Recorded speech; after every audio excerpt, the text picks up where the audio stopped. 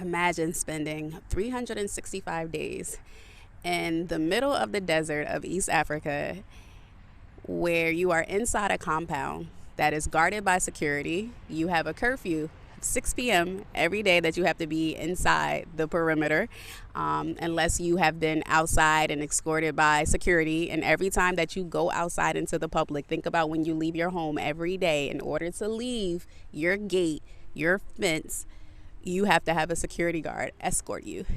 How would you survive? And you have 1 day off. Yeah. And that's what I experienced. For a year, I survived it. I'm very proud of myself. There were some close calls at some times where I'm like, I don't know. And I had to keep regrouping and refocusing. Like, is the mission, like, what is the mission, Eb? Are you still aligned with that mission? Can you still fulfill this mission? And the answer will be yes, so I stayed. This is Eb from Eb's Migrations. If you are new to my channel, welcome. If you've been here before, thanks for coming back. I share my life as a nomad living in the world. I've been living in the world for the last 5 years, so I just share my experiences, the cultures I encounter, and the beautiful people that I meet. You know, they say, like, there's a saying, whatever you're avoiding is typically the magic or what you should be doing. And I have been avoiding making this video for a minute, and it's not because of like the work of making a video. It's just addressing my year in a desert, and that was a very like trying time for me. And my refocus was just look at all the beauty that transpired from there, and that allowed me to face the music and make the video. Now, what would make me go all the way to the middle of nowhere in East Africa, in Somaliland specifically? I accepted a position. I found an opportunity to be a professor at an all-women's university, and the young ladies were training to be educators, and I wanted to be a part of the mission, the journey, the project, and I accepted. So that's what had me go to Somaliland. And beforehand, they let us know about just the environment, because we were in the middle of the desert. There were just issues with water because of the drought that the country has been in, especially if it wasn't rainy season and things like that. So I knew about all of these things prior to, but you know, once you're there, it's a whole different ball game. But once you arrive to the campus, it's like a prison. It's the worst way to explain a university, but in terms of the aesthetic and honestly just mentally, sometimes I felt like I was in one. You come up on it and it's this huge perimeter, and the guards that we have are there and they're armed, and you need these armed guards to go anywhere. Like anywhere I left off campus, there was an armed guard with me. Just to even walk to the store like 20 minutes away, I had to have an armed guard with me.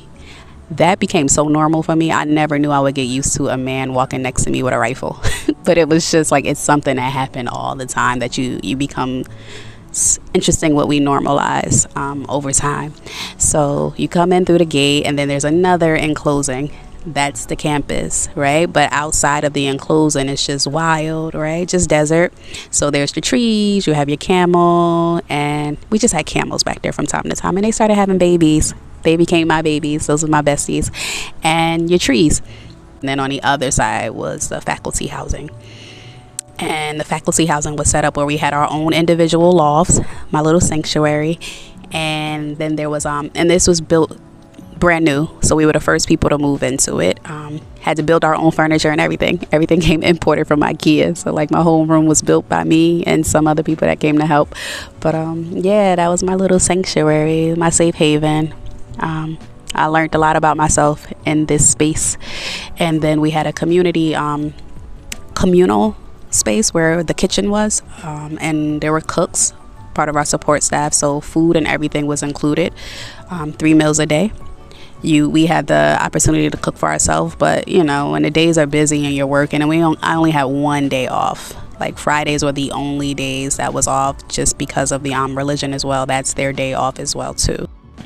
A typical day for me in the desert would be, I believe my classes start at 7. I chose morning classes just because I'm a early riser, and I like to be up before the sun just because I like to watch the sun come up. And that's the perfect place because there's little vegetation. There's nothing disrupting the view of the sun creeping over the horizon.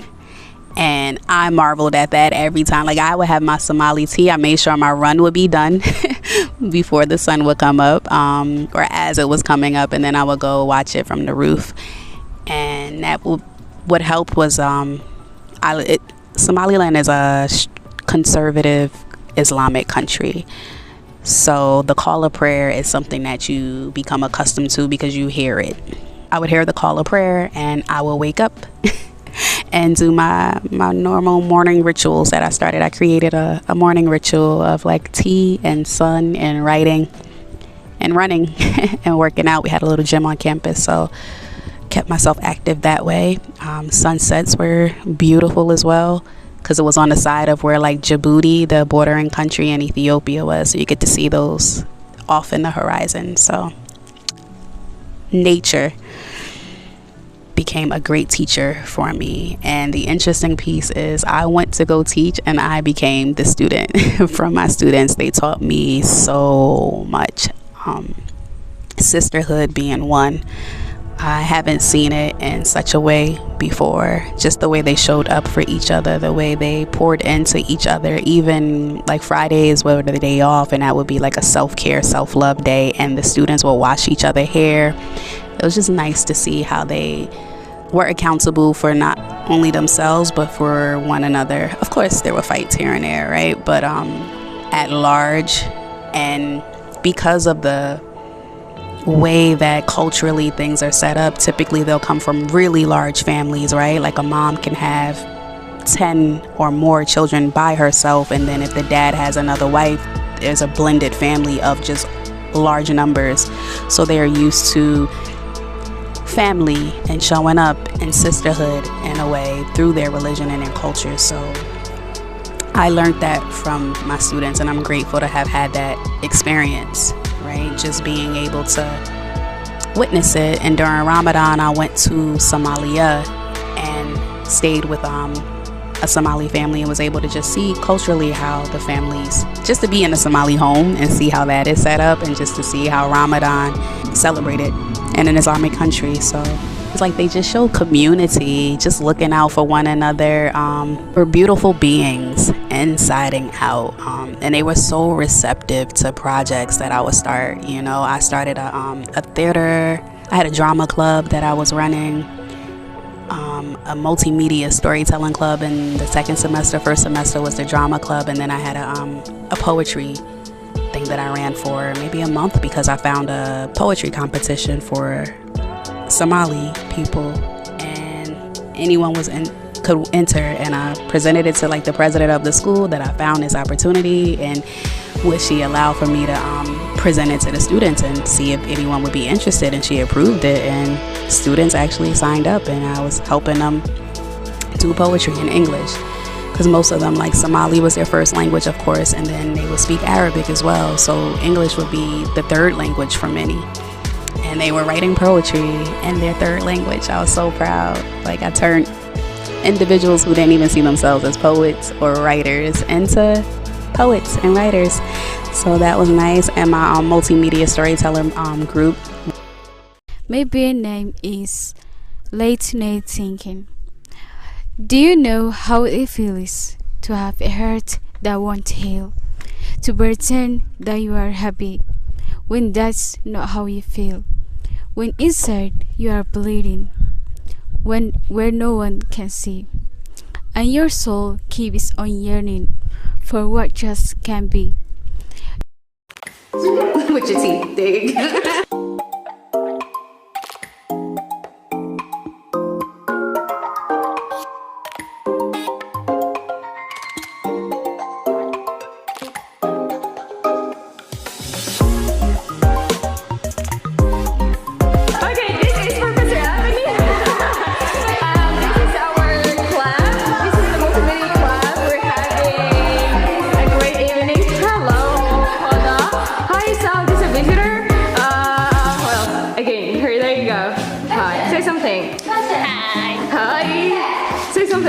Ooh, you look cute. Alright, these are the members.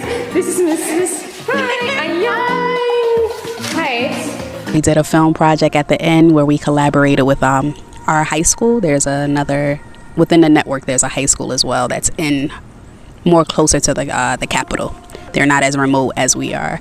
So we did a field trip. I got a field trip approved, and we did a field trip over there, and they did some collaborations. It was nice, and we produced a final project that we showed on towards the last week before the final semester was closing.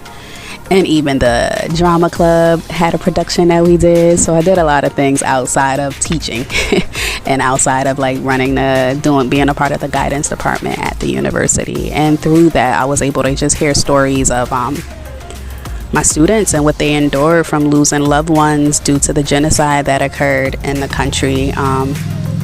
And just the history. I learned a lot about the history through my students, especially the Independence Day was a big thing on campus, and we honored it, and the students came out and they are very proud to have overcome what was done to wipe out the country. Like, they survived a genocide, and you can see the restoration that has occurred when you go to the capital, Hargeisa. I was about an hour and some change outside of the capital, depending on the mode of transport. If we were in like a Land Cruiser with the driver that would take us in, we can get there in like an hour, maybe a little under an hour. But with the van, because you had to go slower, it would take some time. But when you're in the capital, Hargeisa, you can just see, like, there are areas if you're walking on back streets where you could just see that there was still some things that were done. It reminded me honestly of this community of West Africans that were taken to Colombia, and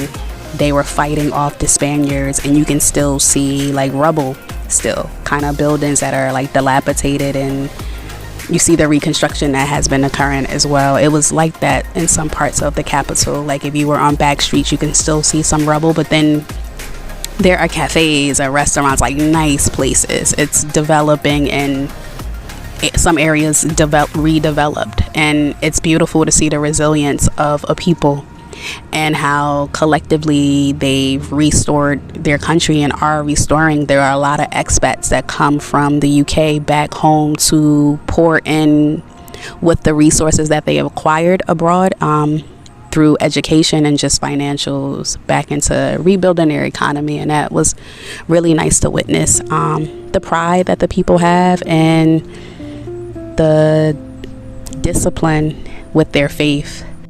But my students were definitely the highlight of my entire experience throughout the whole year.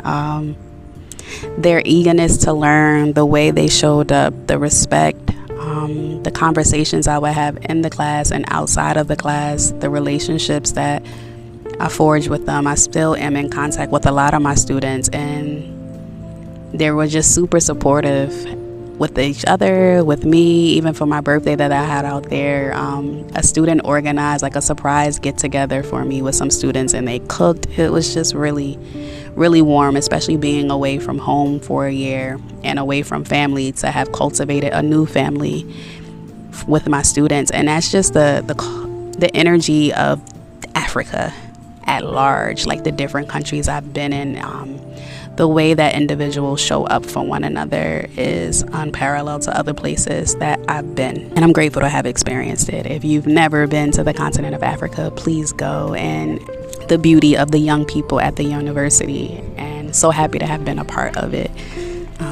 Other highlights aside from the sunsets and the camels, I love the camels, and just like anytime we'll leave campus, it was almost like a safari ride, just because the land is so vast and it's nomadic. That was the first time I've ever experienced what a real true nomad is, to see people very in tune to nature and moving in synchronicity to it. It's beautiful. And just to see how they would use like fabrics to protect them from the sun and insulate their homes was also cool.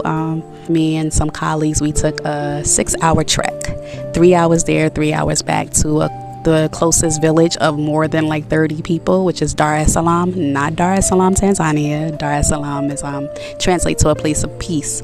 And once we arrived and informed them of like the university we work with, because we were strolling with armed guards, so that does stand out a bit. So, you know, we let them know who we were. They took us to the town hall, like rolled out the red carpet for us. It was really nice to be received that way. And the trek was so cool because I was finally able to see trees with like green on them. Like there was vegetation growing. And then some Fridays, because Friday, one day in itself was the weekend. So Friday we would, me and another colleague from India, we would go walk to this farm. We found this woman. She's Somali, but she lived in the UK for some time. But her and her husband had started this farm. And he passed away, but she continues on with it. And it's a woman running a farm. And she found a way to do like a borehole underneath and has water that's filtering. And it's beautiful. We were able to get oranges. So some students would come with us. We would go walk down there and take strolls to different farms nearby. Just because most of our food on campus came from Ethiopia, due to not much growing in the desert, and water is scarce. So when you are able to access it, it's for daily living needs.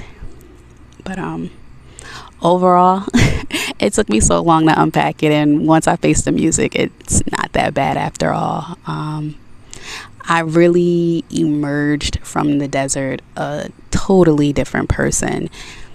Solitude has a way of making things so loud, like just insecurities that I may have had, or how I respond to being triggered, because there was a lot. That's why I've been avoiding this, because there was a lot. I went through a lot while being there that year. There was beautiful things, but there were some not so beautiful things. But in hindsight, everything was a learning experience, and the way that I emerged out of that desert, I'm grateful for all of that. I wouldn't have been able to do that without those lessons from all that I endured, and being present and sitting in those emotions that I was feeling, and that isolation and solitude provided me with that space to do so. So I was so excited to be free. But then there are times that I miss the quietness. I miss the hum of the generator at night. I miss the sound of the tapping in the morning while they are checking out the PA system before the call of prayer. I miss those sounds. I miss the sounds of the students playing and singing on campus. We would have bonfires and they would sing and dance. I miss that. I miss, there's little subtle things about the beauty of nomadic life and simplicity that I miss. Above all, the quietness. Oh, it was so quiet. And then sandstorms, my goodness. Oh, the coolest thing ever. Think of seeing like a tornado, but the sandstorm would start from the sky. Again, because there's no trees, you can see it. It's literally like coming from the clouds and descending down, leaving your room crazy filthy, right? Always had to sweep because of it's a desert, so there would be a lot of sand in your home and dirt. But to see a sandstorm, you don't want to get caught up in it. But they were so cool. Oh, I love nature, and I love to see a storm coming too. You can see a storm from like miles away, to see the lightning in the sky, like the stars. Such magic occurred, magical things that were just happening in nature, like seeing a tree bleed. I call it blood, but it looked and it resembled blood, and it was wet to the touch, and it wasn't from an animal, because I thought maybe an animal, because there were hyenas, baboons, all of that out there, vultures.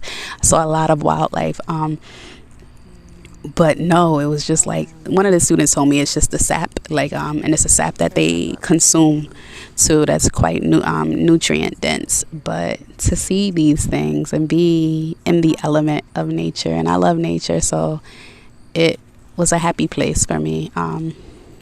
Yeah, but that was my year in a nutshell, the abridged version. My year in a remote location, doing beautiful work with beautiful individuals. Again, I went to be the educator, and I was educated by my students. I became the student, and I will be a student of life for always, forever and always. And I'm extremely grateful to the young ladies of the university. I love you ladies. I appreciate all that you've shared with me, all that you showed me, and your patience. But love and light later.